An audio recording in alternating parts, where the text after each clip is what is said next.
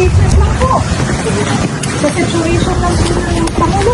Baka mapagalitan kami sa mabilisan mo. Ay, opo. Wala kasi akong mic eh. Okay. Sige, ma'am. Okay. Mabilisan ko. Oo. Magandang hapon. Kamusta po si Presidente? Yes, okay naman siya. Nagkita kami ni former President Rodrigo Duterte sa loob. Nandoon pa rin siya sa loob ng hospital. So, hindi pa siguro siya all clear. Base siguro sa assessments ng doctors niya. He's in very good spirits. Kung kamusta yung pagkain, sabi niya meron namang rice.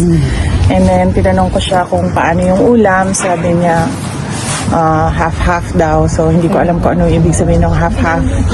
Asok ako doon, pinapauwi na niya talaga ako.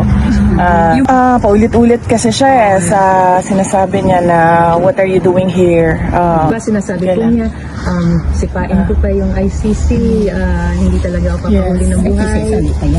Sabi niya, ano daw, wala din naman daw siyang ginagawa sa labas kasi hindi pa naman daw siya mayor. So, might as well, tumiram daw muna siya sa loob. So may ano na po siya, parang routine na po siya. So, he can still make it, no? Is he enjoying? Oh, I have to tell you, he's charming that everyone inside. So, Paano po? paano? It's his style eh. Hindi ko alam Marami kung na po siya nakakausap na ibang detainee. Like, ano po na-witness nyo?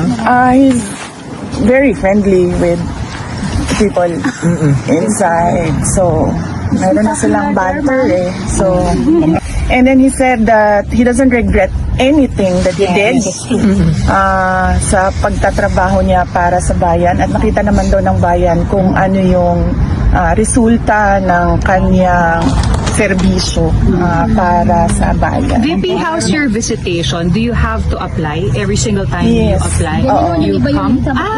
Oo. Matagal ba? Yung, I mean, ano? Or sa, ewan ko saan sila kumakain, yun ang hindi ko alam. So the place where he is specifically is still like a cell pero nasa hospital part? Or is it a clinic?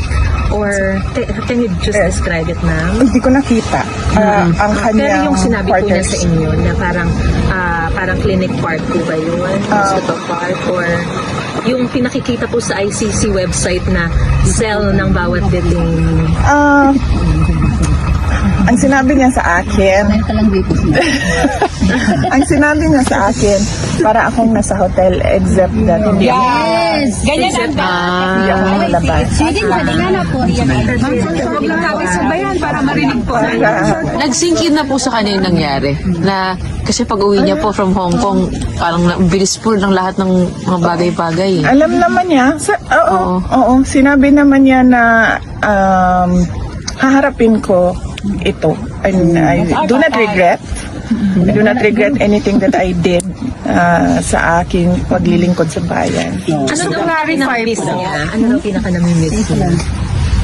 Hindi ko. Sinabi naman niya kay ES din, ano? Sa girlfriend ata eh. I have to go. Okay.